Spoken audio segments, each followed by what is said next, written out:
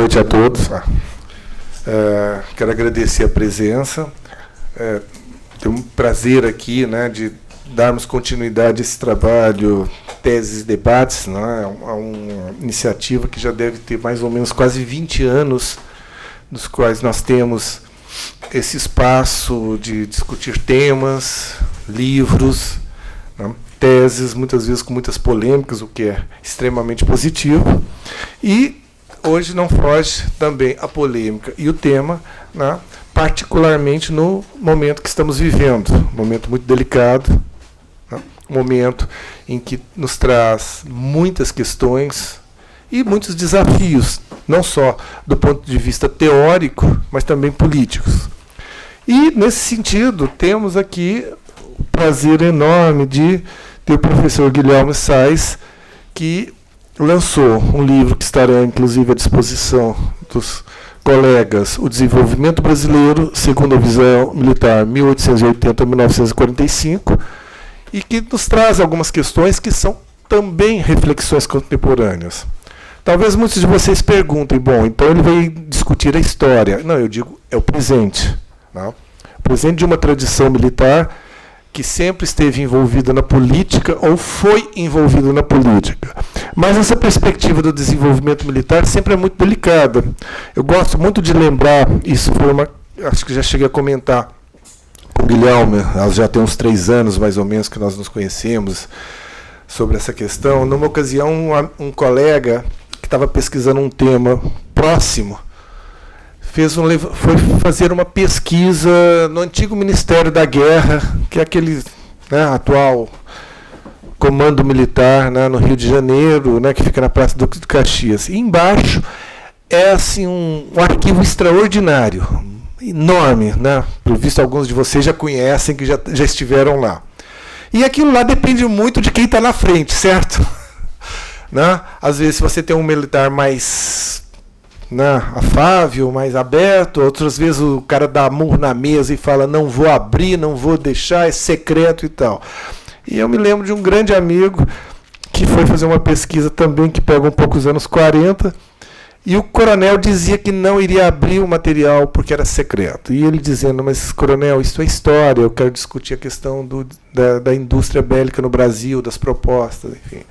E o coronel foi inflexível, era secreto. Ele cansou, foi na internet e mexeu e descobriu que todo o material secreto estava disponível na Universidade de Chicago.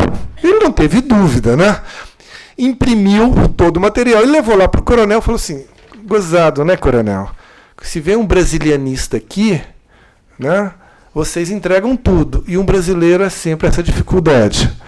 E eu fico imaginando a dificuldade e o desafio que o Guilherme teve para fazer esse trabalho, porque o orientador dele deve ter ficado um pouco inquieto. 1880, 1945, se você pensar do ponto de vista temporal, qualquer alguém com um pouco de sanidade fala assim, vamos pegar o período do Império, depois a Primeira República, depois 30. Não, ele foi e pegou o touro à unha.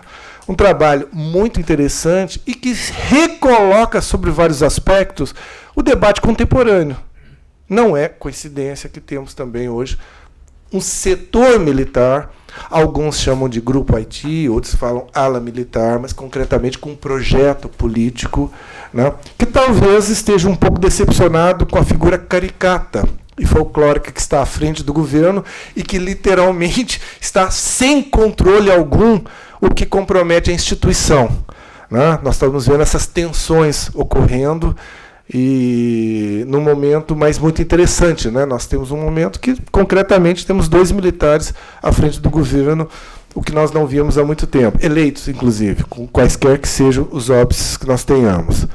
Mas, de qualquer forma, o debate aqui nos traz essa reflexão. E eu queria, inicialmente, agradecer muito a presença do Guilherme, de expor esse debate, trazer ao público algumas dessas inquietações, que não são só dele, são nossas, e deixar aberto também colocar para vocês que o CEDEM, né, tem um acervo maravilhoso, crescente, inclusive está tendo alguns acervos agora de militares. Nós recentemente recuperamos o material da ADINAM, Associação Democrática e Nacionalista dos Militares. Quem estava à frente era o brigadeiro, meu saudoso, inclusive amigo brigadeiro Rui Moreira Lima, mas uma associação que teve um papel importantíssimo na luta pela democracia, pela redemocratização e pela anistia dos militares. O acervo está aqui, entre outros, que nós estamos construindo, e o CEDEM está. Queria agradecer enormemente a Genira pelo trabalho dela, sempre coordenando o Teses e Debates, né, e tentando lidar com todas as solicitações, que não são poucas, e para não tirar de vocês o prazer de quem, de fato, tem que colocar o debate em questão e a proposta, eu vou passar para o Guilherme. Depois da sua fala, nós abrimos para o público, né? Peço às pessoas que se levantem, né, e se apresentem. Né? Por favor, evitem fazer conferências, tá? Tentem ser um pouco objetivos das questões para termos mais pessoas falando. Né? Lamentavelmente, eu vou ter que fazer esse papel, mas às vezes as pessoas se animam muito, lembrando que isto aqui não é um primeiro debate. Não é o último debate que teremos, né? Serão o primeiro de vários outros sobre essa temática. Então, muito obrigado a todos. Passo a palavra. Boa noite. É um prazer estar aqui novamente na Unesp. Né?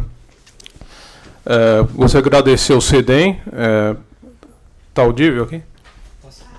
Eu gostaria de agradecer ao CEDEM, né, pelo convite, a Genira, que contribuiu muito na organização, e o professor Paulo Cunha, que desde 2015, quando nos conhecemos, tem batalhado para que esse debate, né, possa acontecer. Né?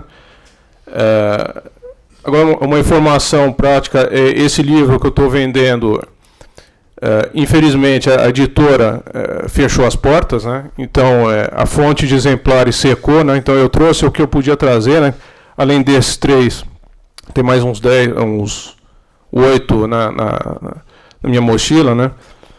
E talvez futuramente eu tente publicá-lo, né, republicá-lo, né, numa outra editora. Né. Esse ano, espero, um outro livro meu deve estar saindo, uma versão do meu mestrado, para uma outra editora, Brasil Publishing, né, uma editora que parece está em uma grande ofensiva, né, de publicações. E então é isso, eu estou fazendo aqui esse preço de R$30, né, e eu espero que futuramente eu possa publicar, inclusive, em formato digital, né, que acho que vai facilitar muito a vida dos jovens leitores, né, que não preferem o formato digital. Né. E esse livro aqui foi publicado em 2015, né? Ele é baseado em minha tese de doutoramento, que eu defendi no Departamento de História da Faculdade de Filosofia, Letras e Ciências Humanas da Universidade de São Paulo, em novembro de 2011. Né? Quando eu concluí esse doutorado, a impressão que eu tinha, pelo menos na época, é que os estudos sobre o papel político dos militares no Brasil pareciam estar em relativa baixa, né?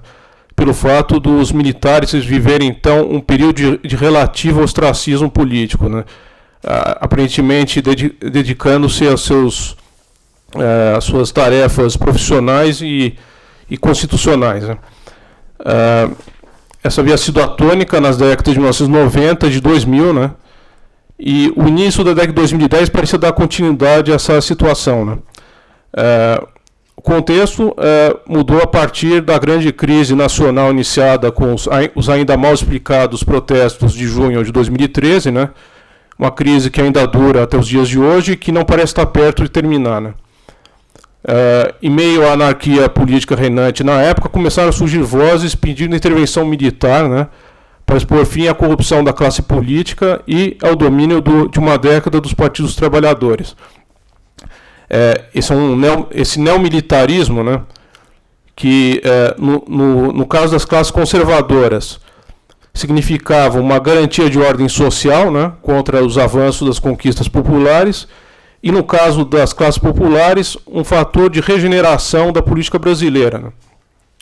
Esse militarismo nos meios populares aproximava-se bastante do jacobinismo florianista da década de 1890 e da ideologia tenentista da década de 1920, né? E esse militarismo não parou de crescer a partir de então, né? Desembocando, então, em 2018, na eleição de Jair Bolsonaro, né? Um antigo militar, e atualmente o maior representante do conservadorismo no país, né? A importância dos militares no imaginário popular, né, foi um fator de peso na pré-eleição de Bolsonaro, né, seja ele ou não um representante político das Forças Armadas brasileiras.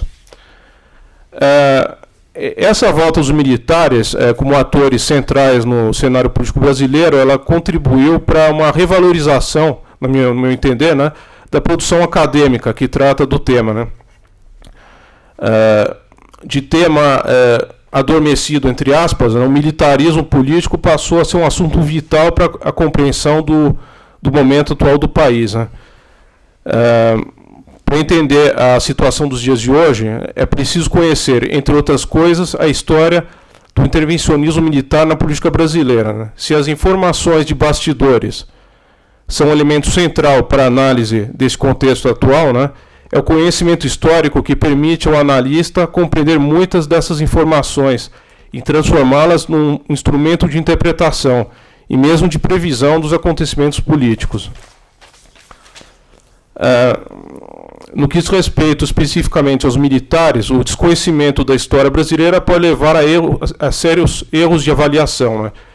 Se um jornalista ou analista político não conhecerem a relação histórica dos militares brasileiros com questões como o desenvolvimento e a industrialização, assim como a divisão das Forças Armadas entre nacionalistas e pró-americanos a partir de 1945, ou mesmo o histórico de alianças táticas entre, de um lado, as diferentes tendências políticas dentro das Forças Armadas e, do outro, as diferentes tendências políticas dentro da sociedade civil, né? Dificilmente eles poderão compreender muitas atitudes militares de hoje, e mesmo prever as suas reações no contexto atual, né? O bolsonarismo, ele representaria uma tendência política dentro das Forças Armadas ou seria uma direita neoconservadora de base essencialmente civil, né? No caso de ser uma corrente militar, ele tenderia, no futuro próximo, a permanecer fiel à linha neoliberal e pró-americana defendida hoje, ou poderia evoluir eventualmente uma tendência nacionalista ou, entre aspas, nascerista, né? O governo Bolsonaro poderia ou não se transformar em ditadura, né? São questões que dificilmente poderiam ser respondidas sem um conhecimento sólido da história brasileira e, sobretudo, no que diz respeito à questão específica do intervencionismo militar. Então, essa é a contribuição que pretendemos fazer, né? O meu trabalho, assim como de outros pesquisadores que tratam da questão, né? E, então é um contexto político que dá um novo alento nessa área do conhecimento histórico, né? Já no que diz respeito especificamente ao livro, né? O objetivo desse livro, né, e portanto minha pesquisa de doutorado, que foi realizada entre 2007 e 2011, era o de estudar e compreender projetos de modernização e industrialização defendidos por grupos militares brasileiros durante um longo período de mais de meio século, compreendido entre a eclosão do movimento militar contra o regime imperial na década de 1880 e o fim da ditadura civil-militar do Estado Novo em 1945. Né? Eu queria, ao mesmo tempo, confirmar a tese de que os militares foram uma força determinante na construção das bases políticas para a industrialização brasileira, isto é, as bases para a transformação do Brasil de uma economia agrária especializada na exportação de produtos primários numa economia industrializada. E acompanhar a evolução desse projeto militar de industrialização brasileira, de sua versão incipiente no final do século XIX, a sua versão mais desenvolvida, mais acabada e triunfante do período 1930 a 1945. Né? Eu estava consciente na época que uma pesquisa ideal sobre o tema trabalharia também com o período pós-45, né? A divisão entre nacionalistas e pró-americanos nas Forças Armadas no período 1945 e 1964, assim como o próprio regime militar de 1964 e 1985. Né? Entretanto, a extensão para mais de 40 anos de uma pesquisa que já era bastante longa, ela era praticamente inviável naquele momento. Né? Então, eu me contentei em analisar então, essa primeira fase, né? Essa primeira longa fase do intervencionismo militar, né? E que terminou com o relativo triunfo do projeto industrializante do Estado Novo. Né?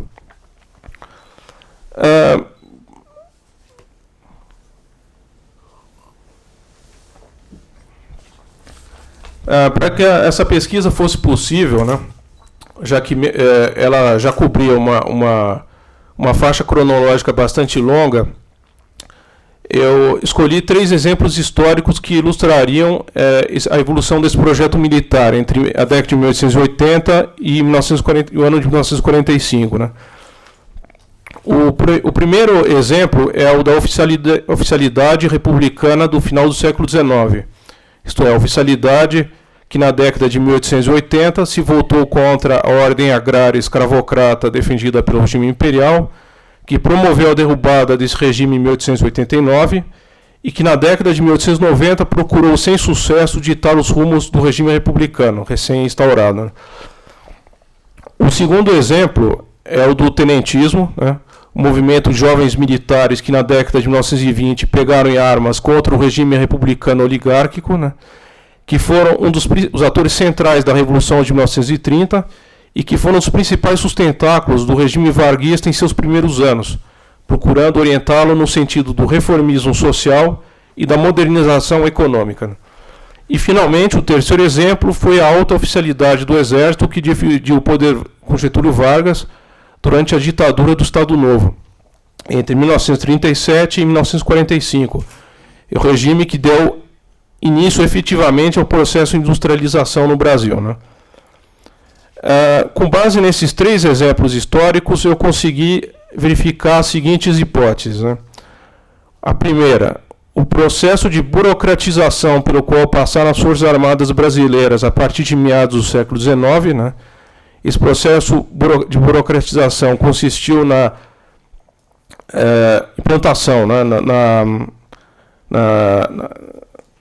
Na implementação de critérios meritocráticos de promoção na carreira, uma relativa autonomia da organização militar em relação às classes dominantes, né? E a formação acentuadamente técnica e científica da oficialidade, que é um conteúdo técnico e científico do ensino militar, né? Que já era presente desde a criação das primeiras instituições de ensino militar, já no período do Dom João VI, né? Esses 2 fatores, a burocratização e o conteúdo científico, técnico e científico do ensino militar, levaram os militares brasileiros a se interessarem por projetos de modernização e industrialização do país, né? E o que os levou, já no final do século XIX, a se indispor com a ordem vigente, né? Comprometida com o modelo agrário exportador e então levou à politização das Forças Armadas. Né?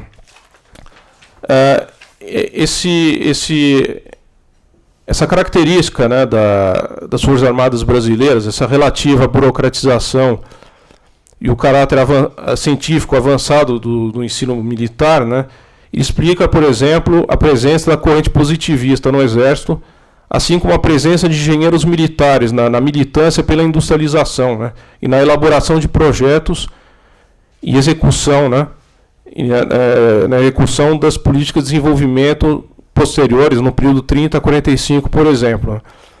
Então, esse é um fenômeno frequente no mundo em desenvolvimento, né, especialmente no século XX.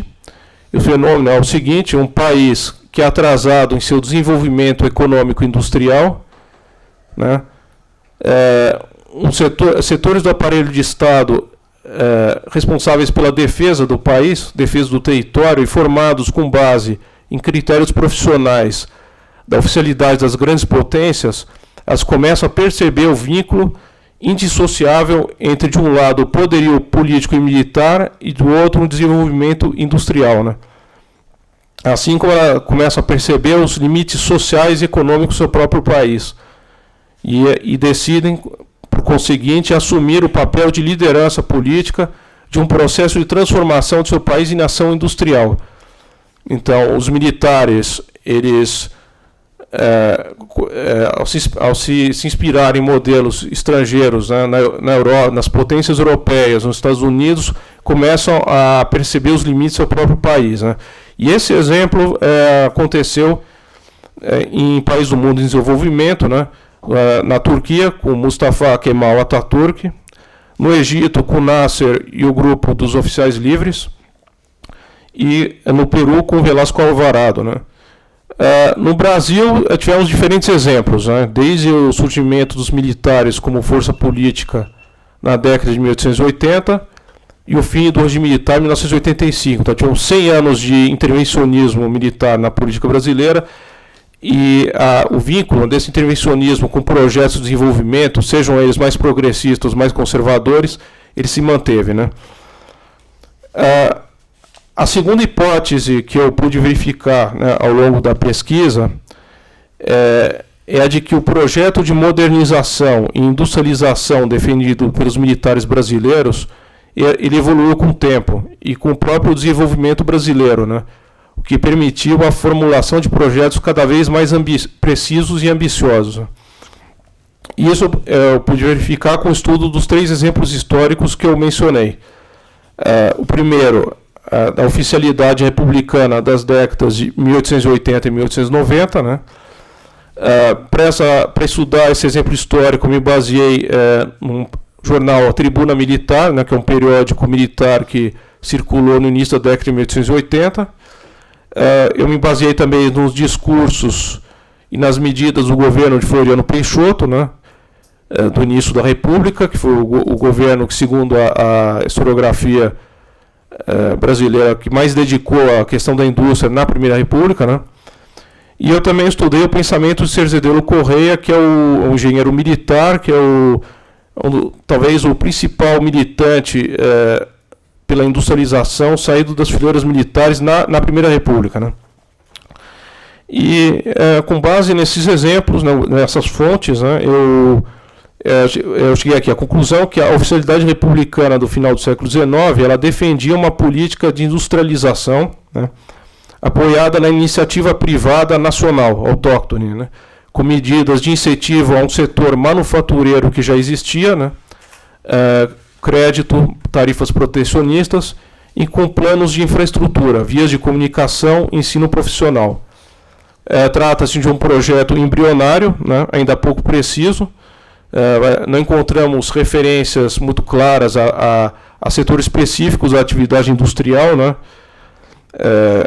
que fossem defendidos, né. E esse projeto não se afastava de fato dos princípios do liberalismo econômico, né?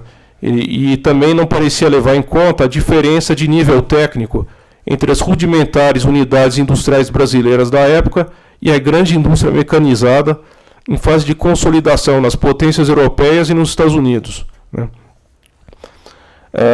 Tratava-se de um projeto cujo alcance era limitado pelo próprio nível de desenvolvimento do Brasil naquela época, né?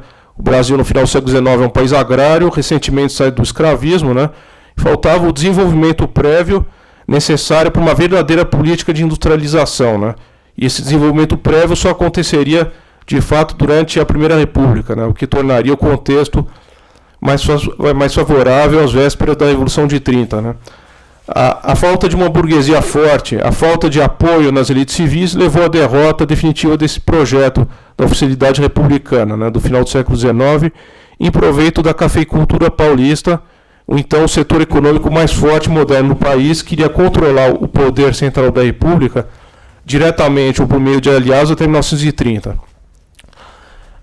O segundo exemplo do tenentismo, né, que é um movimento de jovens oficiais, né, que na década de 20 se revoltaram contra a ordem política oligárquica vigente, em nome de um discurso liberal moralizador, né, e que foram os atores centrais do movimento revolucionário de 1930, e que no período 1930 a 1934, já convertidos a um reformismo social e econômico acentuado, esses foram os principais sustentáculos do governo Getúlio Vargas, e um dos principais grupos de pressão no sentido de empurrar este mesmo governo na direção do reformismo social e econômico, né?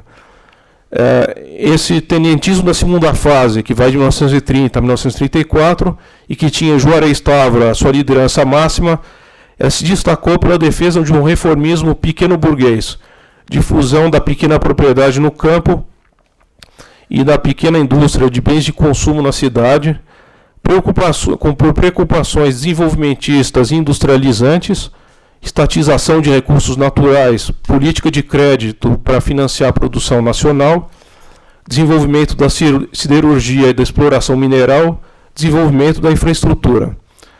E destacou também por um reformismo social, legislação trabalhista, representação profissional no legislativo e, finalmente, pela defesa da criação de um aparelho de Estado mais moderno e centralizado.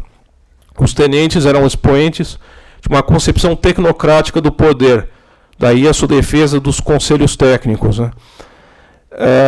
Naquele momento, os defensores da industrialização e da modernização no Brasil já se beneficiavam de um desenvolvimento econômico prévio proporcionado pela expansão da economia agroexportadora, especialmente a cafeicultura de São Paulo, né?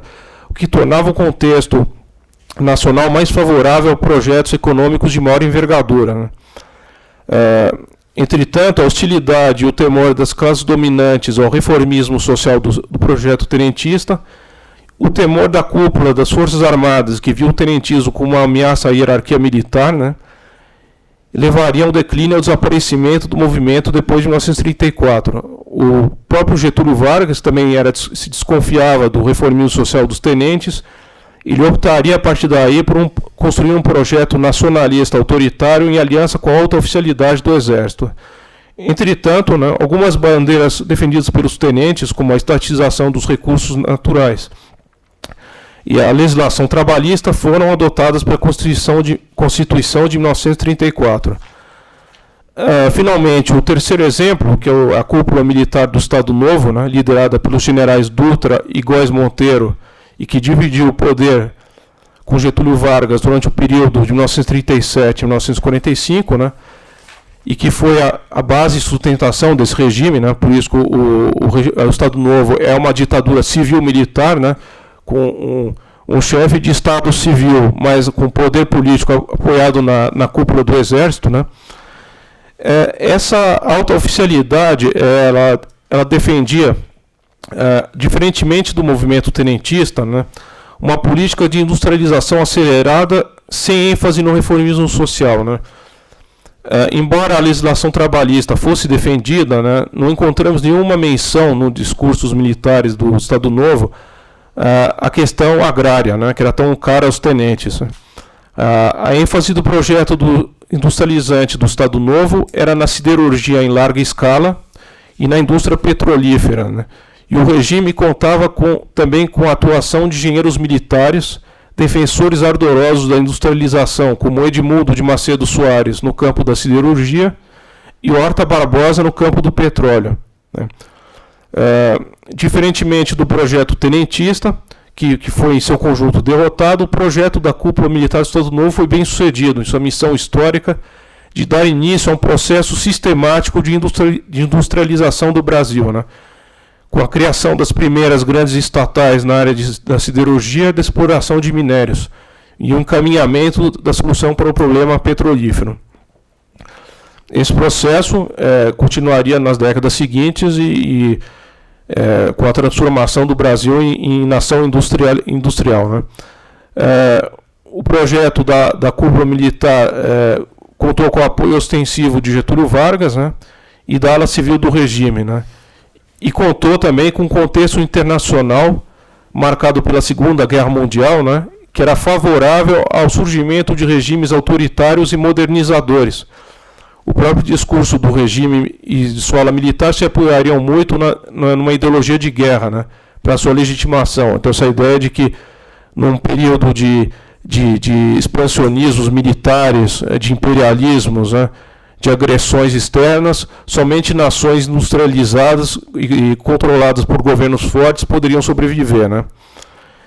E esse projeto da cúpula militar, ele contou também com uma relativa neutralidade por parte do conjunto das classes dominantes, né? Então, esse contexto de Segunda Guerra Mundial, né, esse contexto de vácuo, né, de crise de hegemonia, né, das elites econômicas do país, depois da derrubada dos representantes da cafeicultura paulista, né, fez com que não houvesse uma oposição forte, né, à política do Estado, pelo menos até 1945. Né.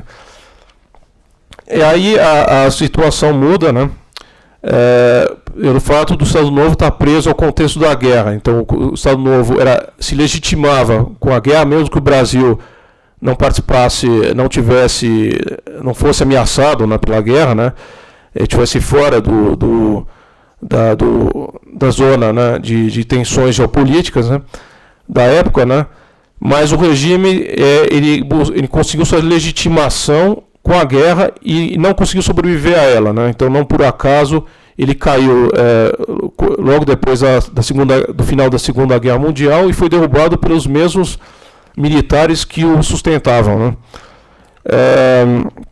A partir de 1945, haveria um realinhamento político dentro das Forças Armadas, com a sua divisão entre duas tendências principais. Uma tendência nacionalista, herdeira do projeto Estado Novista, mas adaptada ao contexto democrático do pós-45, né, e aliada dos governos nacional-populistas. E uma tendência pró-americana que defendia uma política externa alinhada com os Estados Unidos, né, que se apoiava num discurso anticomunista e pró-ocidental e que defendia um projeto de desenvolvimento associado ao capital estrangeiro. Né. Essa última tendência, que está representada na Escola Superior de Guerra, criada em 1949, seria vitoriosa com o movimento de 1964. Né? Para finalizar, né, se formos comparar os dois projetos militares do período 1930 a 1945, podemos notar dois modelos diferentes de industrialização. Né? Você tem um projeto tenentista que, ao enfatizar a difusão da pequena propriedade no campo, estaria mais próximo do modelo de industrialização de países como a França e os Estados Unidos, assim como dos tigres asiáticos e do desenvolvimento japonês do pós-1945. Né? O projeto estadonovista, por sua vez, excluía a reforma agrária, né? E estaria mais próximo da industrialização autoritária de países como a Alemanha, Itália e Japão da segunda metade do século XIX. Né?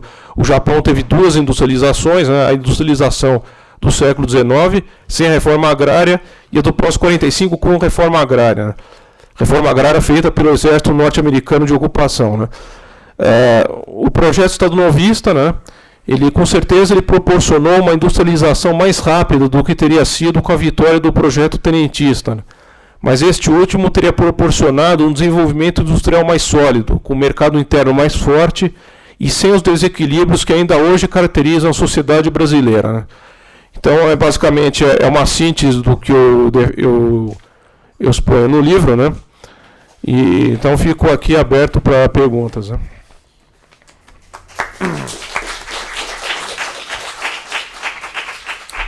Muito bem, vamos dar início ao debate. Antes, só queria registrar a presença do meu querido amigo Nivaldo Padilha. Atuamos juntos na Comissão Nacional da Verdade, não, e cuja agenda está em expectativa, né, de ser implementada em algum momento. Também queria fazer o registro da presença do meu querido amigo Tenente Paz, né, também um militar que foi perseguido, né, foi anistiado, mas luta, né, atualmente, né, no sentido de democratizar as instituições e está sempre contribuindo.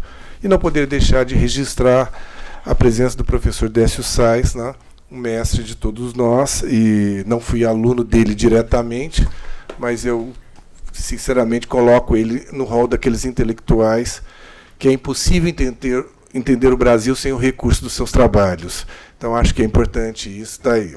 Os demais também são bem-vindos. Bom, vamos abrir o debate, né, e as perguntas. Só pediria às pessoas que se apresentem, né, e, né, muito obrigado, Guilherme. Fica aí. Obrigado, boa noite a todos. Dá para ouvir? Então, eu queria fazer... Se apresente. Meu nome é Lohan, sou também historiador. e trato de outro tema, né, de outro período e outro espaço geográfico, mas algumas questões sempre acabam se cruzando e por isso o interesse no tema abordado aqui hoje. Também pela questão da atualidade, né, que a exposição do Guilherme trouxe para nós, né, entendermos a situação atual do Brasil. Eu queria fazer duas perguntas, na verdade. Uma questão é bem pontual, mas que guarda relação com o que eu estudo. Você mencionou a questão do jacobinismo, né? Deve ser uma referência ao jacobinismo da primeira década republicana, né? E eu gostaria de saber em que consiste esse jacobinismo, né, que é um movimento político que tem sua origem na história política da Revolução Francesa, mas que sofre uma série de deslizes de sentido ao longo da história, sendo, né, aplicado a vários contextos diferentes, nem sempre com o mesmo significado. Então eu gostaria de saber em que consistiria isso, porque eu acho que tem a ver com algumas coisas que nós estamos observando hoje, né? E, segundo lugar, já fugindo um pouco do seu recorte cronológico e avançando um pouco no tempo, como esse conflito entre as duas tendências, né, a nacionalista e a pró-americana, né, ligada ao desenvolvimento associado, evolui a partir de 64, né? Porque se há uma vitória dessa segunda tendência, né, não se pode dizer, talvez, que a primeira tendência tenha se apagado, né? Tendo em vista que nós temos diversas fases durante o regime militar, então eu gostaria de saber como é que esse debate interno, né, econômico dentro das Forças Armadas ocorreu. Isso no período do regime militar. Isso, pós-64. Claro. Boa noite, meu nome é Francisco. A minha pergunta é, diante de uma possível queda do presidente Bolsonaro, teríamos o general Mourão assumindo a presidência. E a minha pergunta seria, em que grupo estaria general Mourão?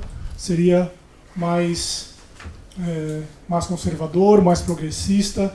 Ele daria continuidade às políticas neoliberais do atual governo, ou partiria para uma possível industrialização, volta de uma industrialização, desgaste da industrialização brasileira?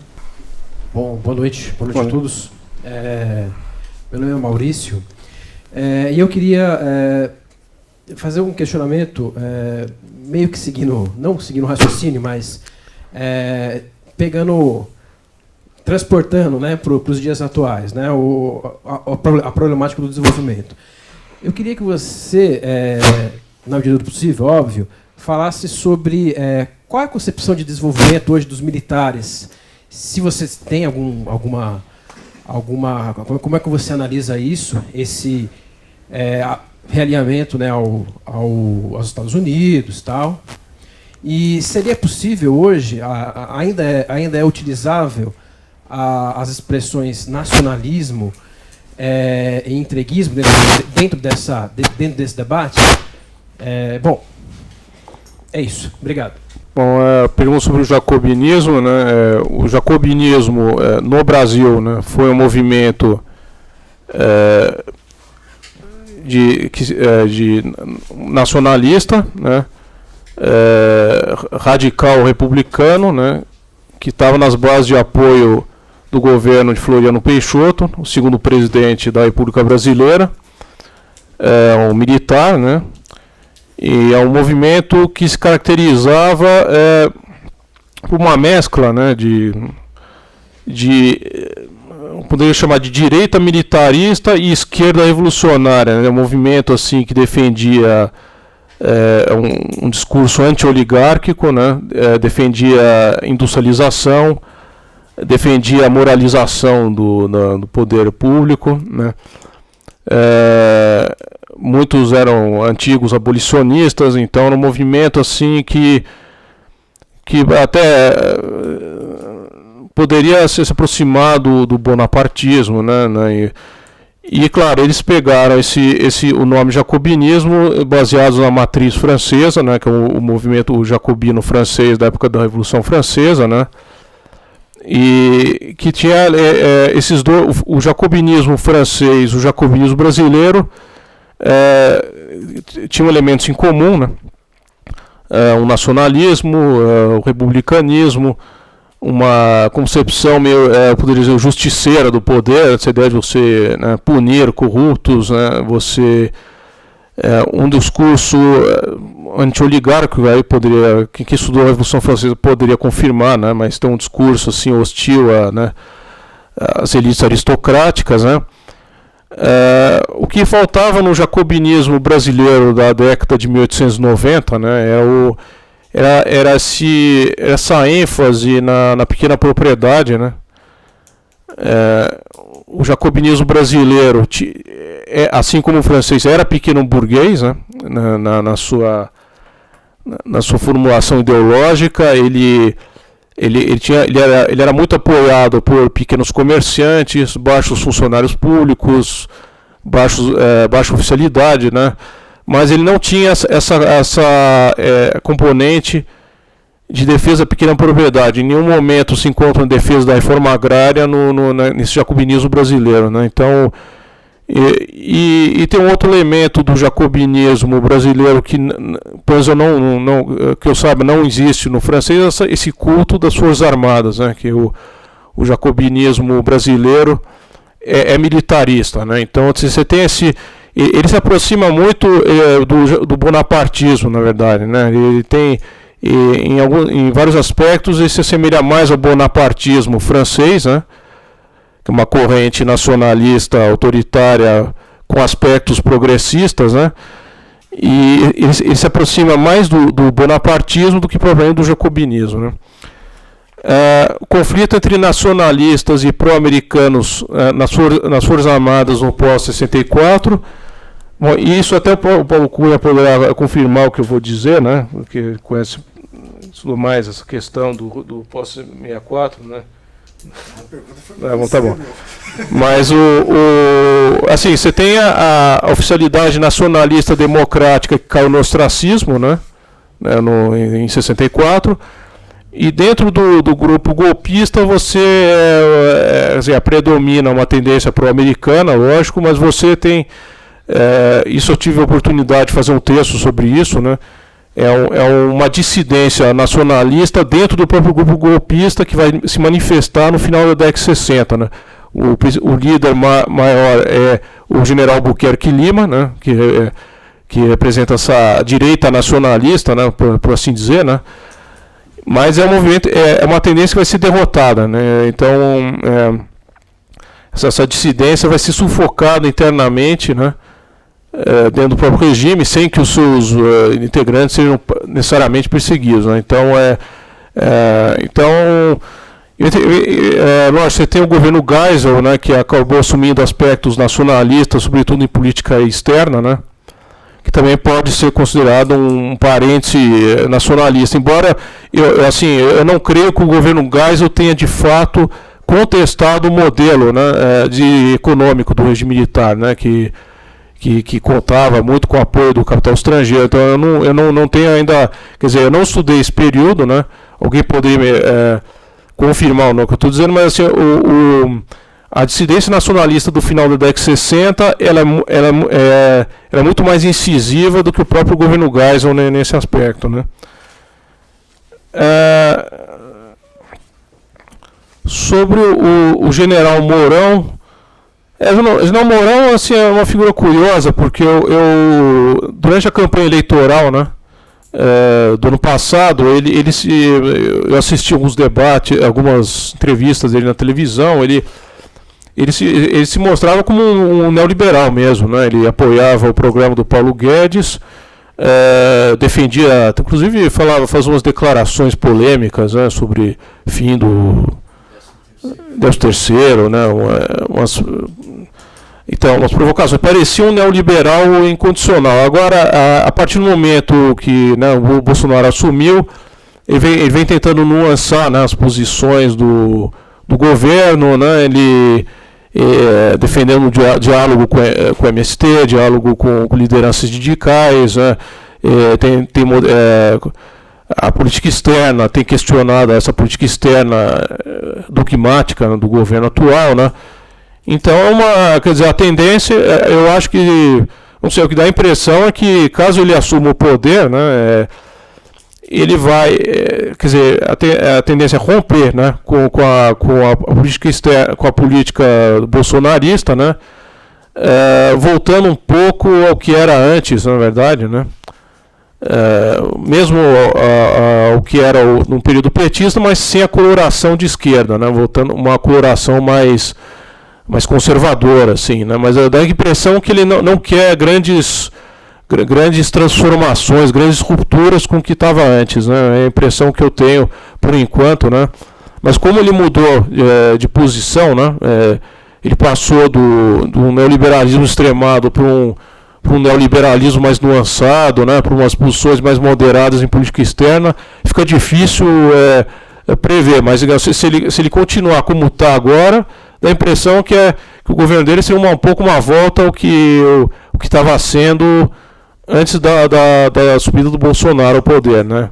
Com uma coloração, né, um pouco mais conservadora, né, sem o discurso social petista, né, e depois eu vejo assim, né. As concepções atuais do desenvolvimento dos militares, essa questão aí é difícil, quer dizer, eu não estudei os militares nos dias de hoje, né. Você vai ficar sabendo mais ou menos pelo que você ouve e tal, né? Que aparentemente a cúpula do Exército não compartilha com o programa, né, do Bolsonaro, né? Talvez defenda uma versão mais moderada disso, né? Não rejeita o neoliberalismo de fato, mas tende a querer atenuá-lo, né, com preservação de alguns aspectos, né, do desenvolvimentismo, né? Do desenvolvimentismo anterior, né? Acho que a impressão dá que a cúpula do Exército parece estar muito fechado com o que chamam de centrão, né? Parece estar fechado com o centrão, né? Nesse caso seria uma política de medidas neoliberais, mas sem ir ao extremo do que o governo Bolsonaro está querendo, né? E assim, pelo que eu vi também numa entrevista do Mourão, talvez eles até pensem numa espécie de dirigismo moderado, né? Você mantém a propriedade privada nos setores chave da economia, mas você tenta coordenar o desenvolvimento, né? Não ficou claro como é que eles concebem a política de crédito, por exemplo, né? Que a política de crédito é importante para você saber até que ponto o Estado ele pode controlar ou impulsionar, né? Controlar ou não, impulsionar ou não as atividades econômicas do setor privado, né? Mas por enquanto parece ser um neoliberalismo moderado, né? É o que eles estão defendendo, né? Muito bem, dando prosseguimento, né? Enquanto ninguém se candidata, eu vou fazer uma provocação ao meu amigo Guilherme. Você falou da questão agrária, né? Sim. De fato, de reforma agrária, que a questão agrária não foi, talvez, vista de uma forma com muita atenção. Aí é uma hipótese que eu lanço. De fato, reforma agrária nunca esteve na agenda, salvo da esquerda. Embora alguns setores da esquerda militar, nos anos 20, Virgínio Santa Rosa, enfim, eles, né, desenvolveram teses e leituras sobre isso, né? Eu recentemente orientei um trabalho, né, do Guilherme Bravo, muito interessante, chama Em Guarda contra o Latifúndio. Ele mostra um setor muito interessante, mas que é pouco conhecido, tá? Mas a questão agrária, ela passou a ter, nos anos do teu trabalho, é uma sugestão, inclusive pensando na futura edição, como uma política de colonização, não de reforma agrária. A rigor, de 45 a 64, ou mesmo antes, todos os projetos de reforma agrária que entravam em pauta num Congresso majoritariamente conservador nunca passaram da antessala. E não vai passar hoje com uma bancada ruralista que tem mais ou menos 150 deputados. Eles mesmos dizem, não aprovamos nada sozinhos, mas ninguém aprova nada sem a gente. Né? E a questão da terra no Brasil é uma questão central, que mexe com o poder político. Então. Porém, você percebe que os militares atuaram, ou pelo menos tentaram, isso eu gostaria que você... com políticas de colonização, que foram aquelas primeiras colônias agrícolas, né, que se deu, curiosamente, todas elas deram origem a movimentos camponeses, né? E que nos anos 70 foram as políticas da Amazônia, né? Que deu origem ao MST. Né? Tanto é que o primeiro manifesto que deu origem ao MST, que é o de Ronda Alta, o primeiro artigo, nós não queremos ir para a Amazônia. Ou seja, você teve ali uma linha de intervenção, né, que, a meu ver, foi gestada nesse período. Né? Não é um objeto talvez de uma atenção maior, até pelo desafio que você colocou, mas isso nos recoloca no debate contemporâneo. Não? E, ao mesmo tempo, lamentavelmente, no governo Lula, o que nós tivemos foram políticas de assentamento. Não? Isso, o que, mais grave ainda, em número menores do que os governos anteriores. Isso deve ser objeto de uma reflexão e também de uma crítica. Então, eu coloco para você essa questão. Dentro dessa opção, ao não fazer a reforma agrária, implicou em políticas de colonização para distensionar as tensões que inegavelmente emergeram naquele período.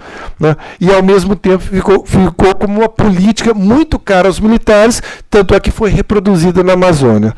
Mas isso é só para discutirmos. Não? Abre para o público, por favor. Paz. A questão que eu coloco é o seguinte: parece-me que o capitão Bolsonaro deve cair após a reforma da Previdência. Deixa de ser útil. O general Mourão assume. Então a questão que se coloca é o seguinte: o general Mourão, diante desse contexto que se tem hoje, seria menos entreguista do que o Bolsonaro? Quer dizer, hoje, no meio militar, especialmente no Exército, há forças que dirijam o governo até para uma direita nacionalista, quer dizer, a preservação da nacionalização da economia brasileira. Ou seja, teríamos uma ruptura da desnacionalização da economia brasileira. E nesse ponto eu colocaria uma questão fundamental, que seria a questão científica, a questão técnico-científica. Hoje, o governo ele desmonta as universidades públicas, especialmente as federais. Isso tem uma implicação direta na criação da ciência, da tecnologia, do conhecimento, do saber. E com isso avança-se a privatização do ensino público superior, com um agravante muito sério, que é a desnacionalização da universidade brasileira, que, a meu ver, é algo absolutamente perigoso, insano, irresponsável, criminoso do que se pratica hoje. E, por conseguinte, eu queria ver a sua opinião.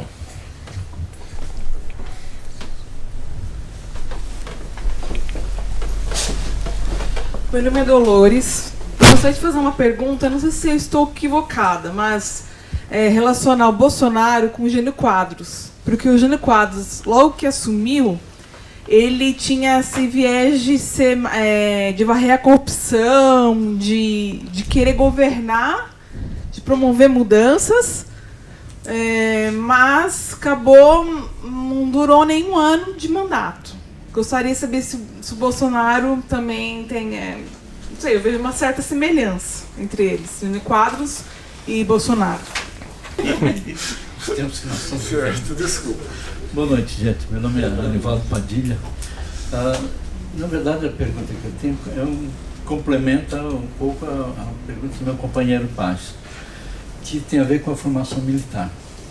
Eu acompanhei, não muito de perto, né, durante o governo Lula, por exemplo, e Dilma, a ênfase, quer dizer, algo que aconteceu em relação às Forças Armadas, foi me parece, no estudo das Forças Armadas, então não posso afirmar isso categoricamente, mas me parece que foi o governo que mais promoveu, por exemplo, bolsas de estudos para oficiais militares estudar no exterior, principalmente em áreas técnicas, científicas e tal, né? E,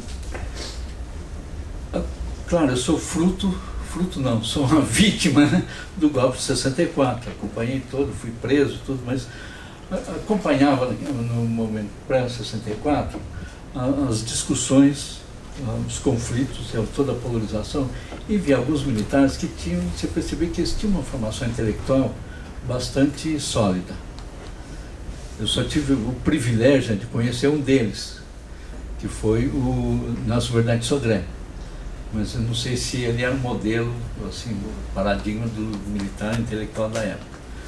Hoje, eu olho para os pronunciamentos dos generais que estão no governo, a impressão que eu tenho é que é um bando de medíocres. Para falar algumas besteiras que eles falam em relação a questões históricas. Por exemplo, há pouco tempo o general Helena, o repórter perguntou para ele se ele concordava com a frase do Bolsonaro, que ele ia acabar com o socialismo que existia no Brasil.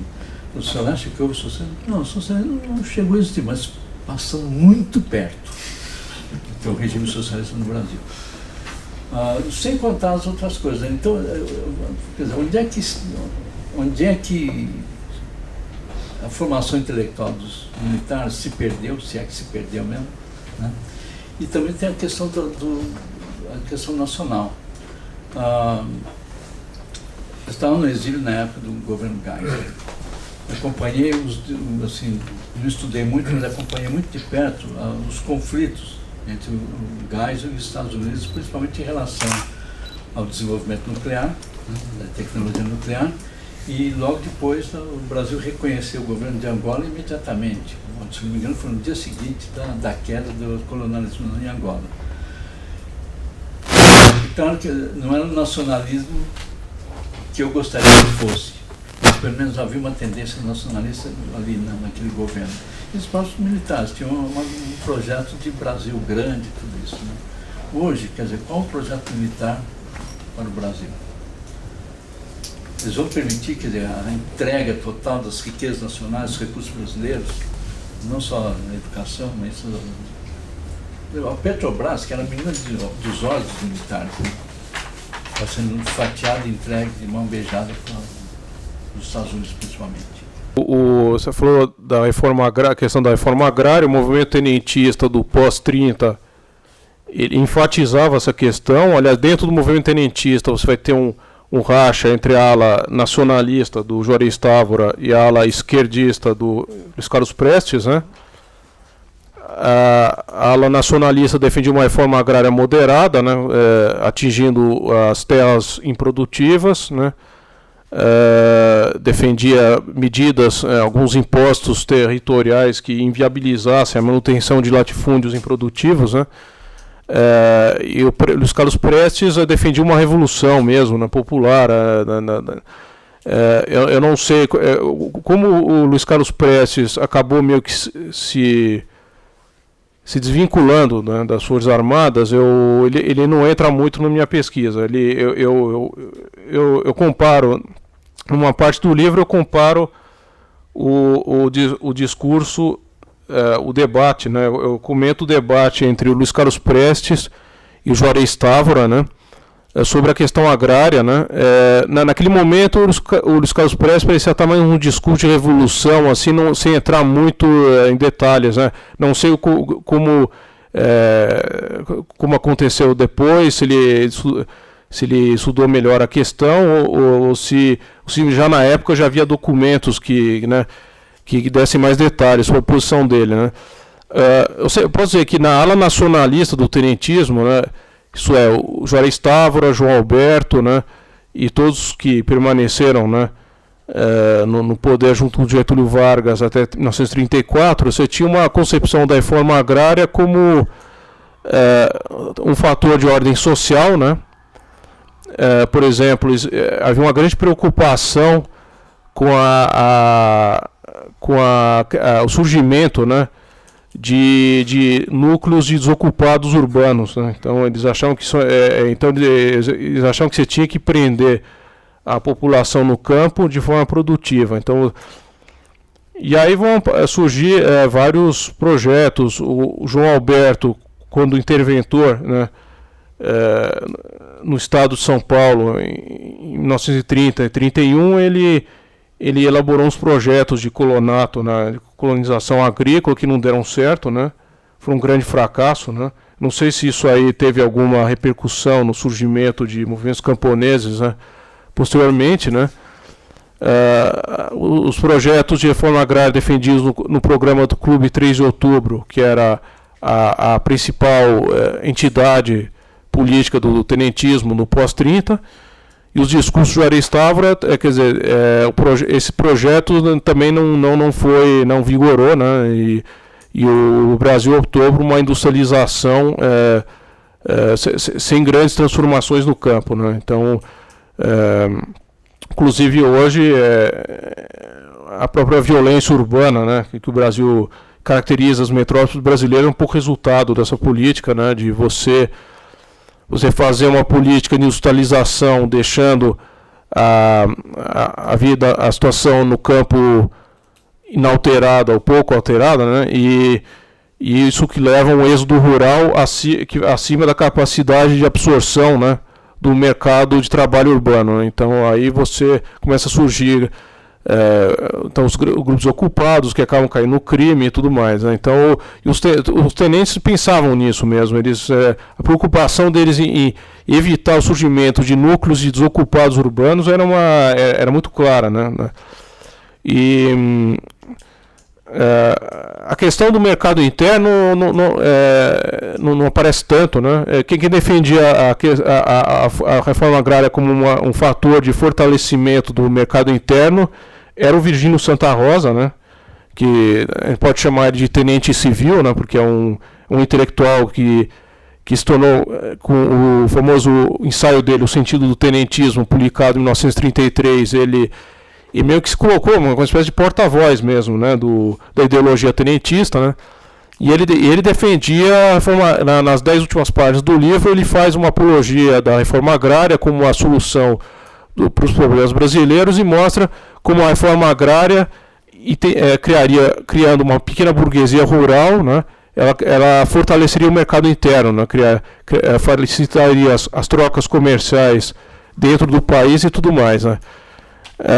Então, assim, a reforma agrária, tal como ela aparece no tenentismo, está muito vinculada à questão de ordem social ou então de desenvolvimento do mercado interno. Não há um discurso assim, de revolução, né, pelo menos na sala nacionalista do tenentismo, né. Como eu falei, a oficialidade republicana não toca no assunto, né. A oficialidade republicana no final do século XIX era abolicionista, mas não via a estrutura agrária brasileira como um empecilho para o desenvolvimento, mas não aparece no discurso dela, né? E a oficialidade do Estado Novo também não toca na questão, né? Eles falam claro que eles não diriam, nós somos contra a reforma agrária, eles jamais diriam isso, né? Mas eles, sobretudo porque na época que os grandes projetos reformistas estavam na moda, né? Então o Estado Novo ele vai enfatizar a questão da indústria, né? Da industrialização acelerada, não vai tocar na questão agrária. O Juarez Távora, que continuou como defensor da reforma agrária mesmo, depois de 1945, mesmo, se tornando representante da direita pró-americana no Exército, né? Ele continuou defendendo essa causa, né? Acho que o governo Castelo Branco elaborou um projeto, também não deu em nada, né? Então é uma questão que é só com esses assentamentos mais recentes do Fernando Henrique, Lula, Dilma, que essa questão vai ter um caminho mais mediano aí, né? Basicamente isso. Sobre o general Mourão, quem perguntou mesmo, assim, o que dá a entender é que ele é menos entreguista que o Bolsonaro, né? O Bolsonaro inclusive está transformando o pró-americanismo numa pedra angular, né, do discurso dele, né? Religião, defesa de Estados Unidos, Israel, assim, uma defesa totalmente ideológica, né? Apesar dele criticar a política externa ideológica dos governos anteriores, né? Mas assim, o Mourão parece, quer dizer, no fundo, um militar alinhado com o Centrão, né? Moderado na política externa, inclusive contra essa política de hostilidade em relação à China, né? Então defende uma política externa mais independente que o Bolsonaro, né? Na questão das privatizações, é que eu, assim, na época da campanha eleitoral, de 2018, numa entrevista na Globo News, ele defendeu o programa de privatizações do Paulo Guedes, inclusive dizendo que ele é um grande admirador do Castelo Branco, dizendo que no fundo o regime militar já preparava essa situação, o Castelo Branco com o Roberto Campos, Otávio Gouveia de Bulhões. Ele defendia essa política de privatizações e defendia a atuação de agências reguladoras para controlar, para coordenar o setor privado. Agora, como a posição dele parece ter mudado, né, antes da eleição para agora, eu não sei qual a posição dele atual sobre as privatizações, né, que estão acontecendo de montão aí, né, em várias empresas secundárias também, né. Se haveria um novo surto nacionalista nas Forças Armadas, isso não sei. Assim, eles não, pelas declarações da alta oficialidade, a impressão que o nacionalismo não se perdeu de todo, né, na ideologia da cúpula militar. Por exemplo, o general Vilas Boas chegou a elogiar o Ciro Gomes, que era o candidato mais ligado ao desenvolvimentismo, né, na última eleição, né? Então, dá a impressão que a questão do nacionalismo e do desenvolvimentismo ainda tem alguma ressonância. Agora, você vai ter um novo surto, né, de nacionalismo militar, assim, por enquanto eu não consegui ver isso aí, né? Um surto de nascerismo, né, de nacionalismo radical, isso aí.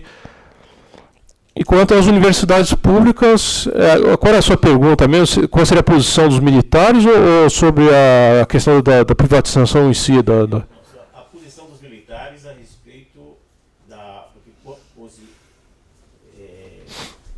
o Bolsonaro destruindo as universidades públicas federais, inclusive com o verdadeiro sangramento com o corte de verbas, que já são pequenos.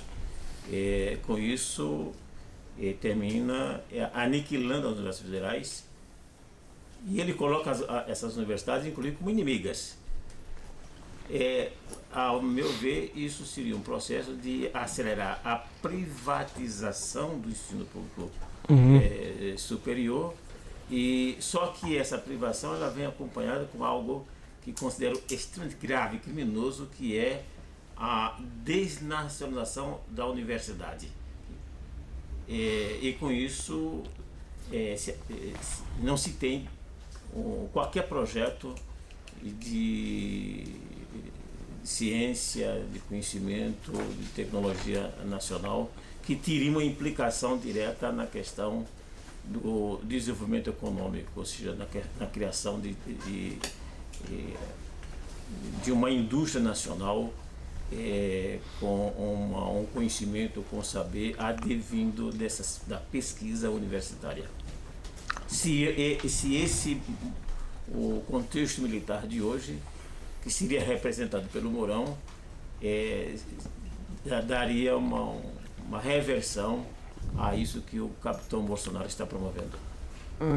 Eu acho que sim, acho que daria sim, né? Apesar dos os militares não serem grandes entusiastas da universidade pública, né? Acho que para o regime militar, né, na época do regime militar, que o ensino superior privado se desenvolveu bastante, né? Uma expansão do... Mas, quer dizer, eles sabem que a pesquisa, o desenvolvimento da pesquisa depende do ensino superior público, né, aqui no Brasil, né? Não sei qual é a posição exata, mas como o Mourão ele tá sendo mais moderado em tudo, né, do que o Bolsonaro. Então, com certeza, essa política não daria prosseguimento a essa política, né? Agora, se são entusiastas do ensino da universidade pública, eu duvido muito, porque muitos deles associam a universidade pública à esquerda, né?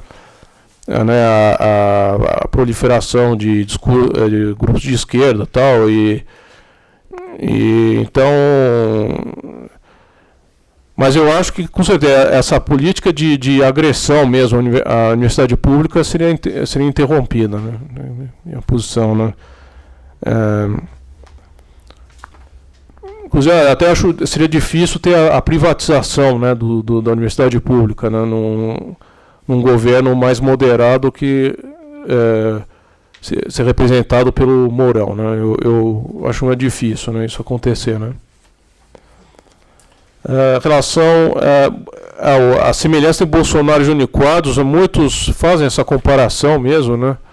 E realmente parece estar essa figura do líder com aspirações centralizadoras, ou até eventualmente ditatoriais, mas sem ter bases sólidas para isso, realmente aconteceu com o Jânio Quadros e parece repetir hoje, né? Então, por enquanto parece, né?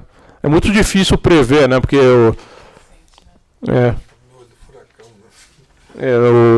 aliás, é interessante que assim, que se eu comentar com o pessoal que conhece, que se o Bolsonaro tiver projetos de fortalecimento do poder pessoal, né?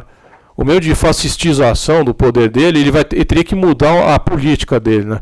Você não pode fazer por exemplo, criar um regime autoritário com apoio popular, por exemplo, e com hostilidade do establishment, né, como está se revelando agora, né, e manter essa política antipopular de liquidação da aposentadorias, né, de sucateamento do ensino público. Isso aí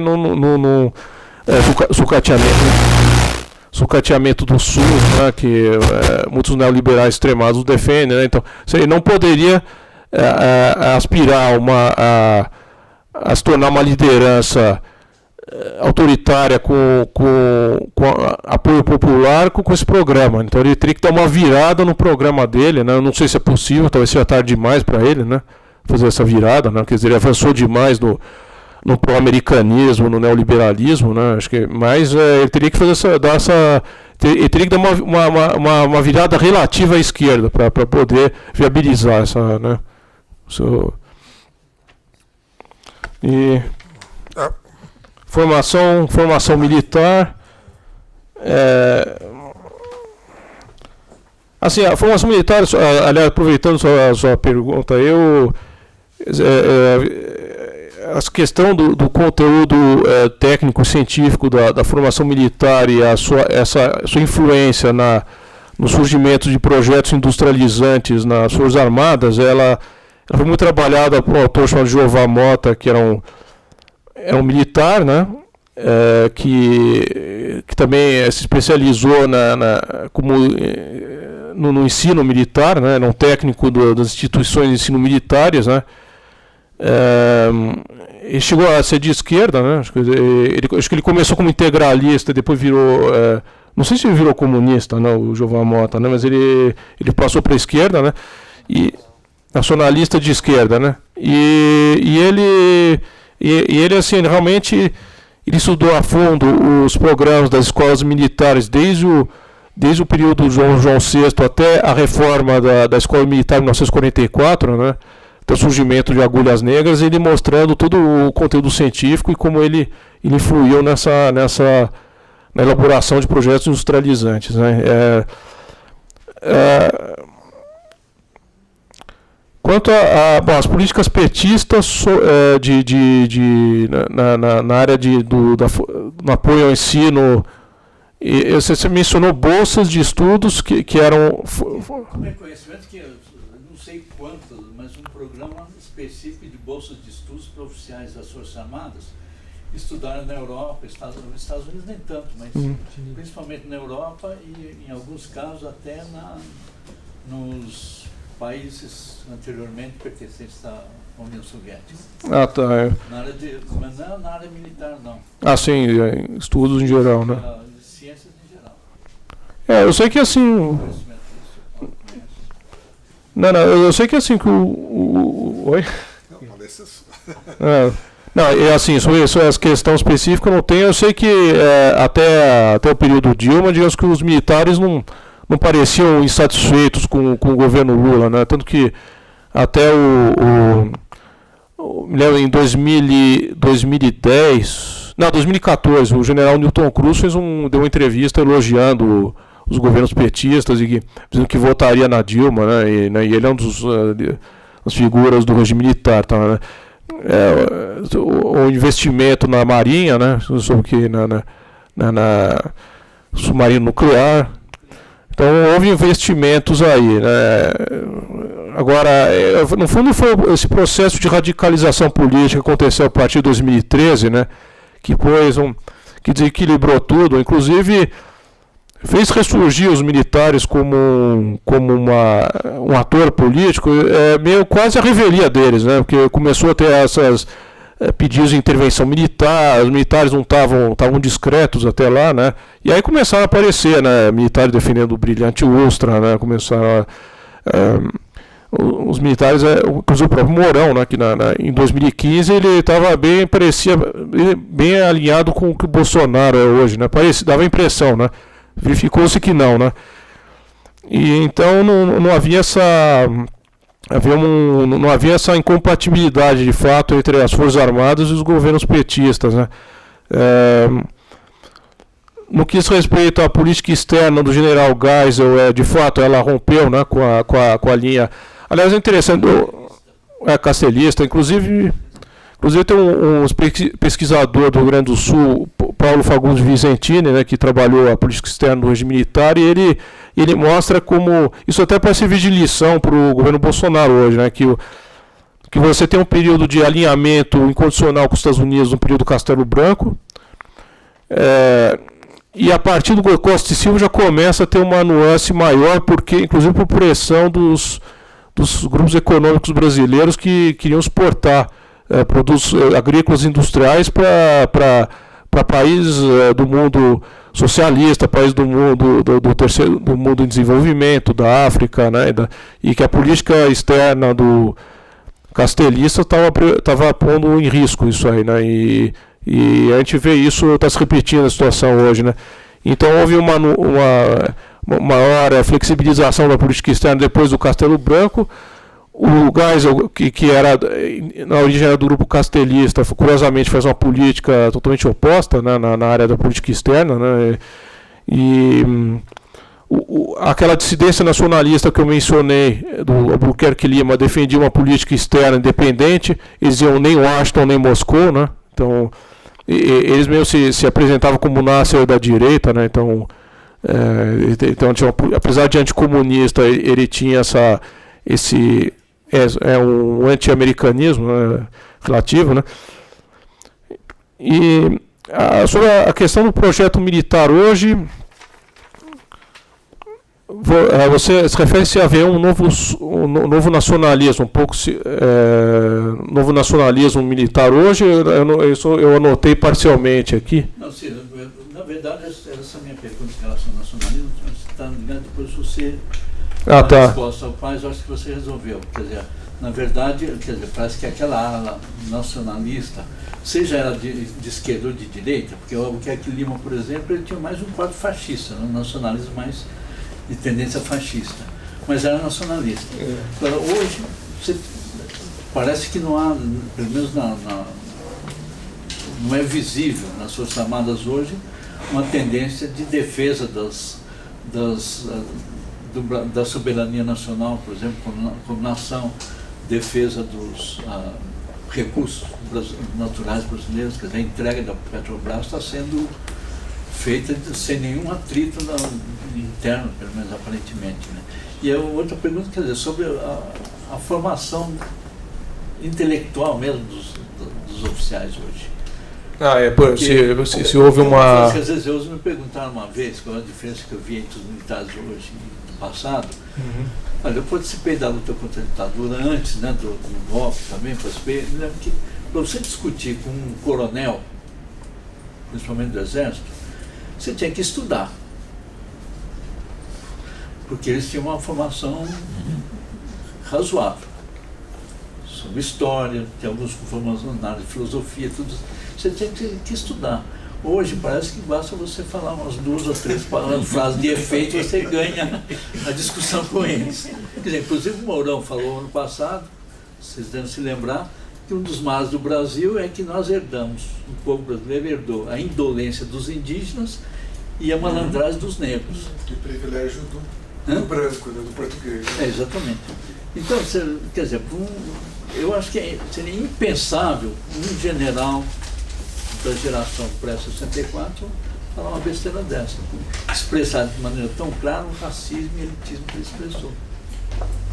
Não, é verdade que, inclusive, tinha um fator que antigamente, no século XIX e até bem depois, os militares continuaram assim como uma espécie de elite intelectual, né, tudo na área essa área voltada para o desenvolvimento, né, nessa área do conhecimento científico, que fazia com que eles fossem o único grupo organizado capaz de exercer uma pressão no sentido da industrialização, isso pelo menos até 45, né? Filosofia positivista que eles sim. Estudar um pouco de filosofia, pelo menos. Né? E aí depois as instituições de ensino civis foram se desenvolvendo, né? E não ficou mais não ficou mais um monopólio dos militares essas questões, né? E até realmente dá a impressão até que a impressão que dá que, quer dizer, como eles desapareceram desses debates, né? Você vê poucos militares se manifestando de fato para falar das questões industriais, tudo mais. Essas perguntas até não houve uma regressão, mas aí eu teria que conhecer mais os bastidores atuais das Forças Armadas para poder afirmar, né, com mais segurança, né? Mas, quer dizer, só complementando, né, que até foi uma pesquisadora, Lourdes Sola, né, num ensaio famoso sobre o Estado Novo, né, que dizia que até foi o Estado Novo que criou uma tecnocracia industrial, né? Quer dizer, uma elite estatal capaz, de origem tanto civil como militar, capaz de tocar o projeto de industrialização. E que então, antes dessa política do Estado Novo, de fato, os militares ainda meio que monopolizavam essas discussões, essas questões, por ser um grupo organizado, né? Havia civis, engenheiros civis que se manifestavam, mas assim como força política organizada no sentido da industrialização, até 45 dá a impressão que eram os militares mesmo, né? E depois houve uma diversificação, né? E aí hoje até os civis predominam, né, nessa discussão hoje, né?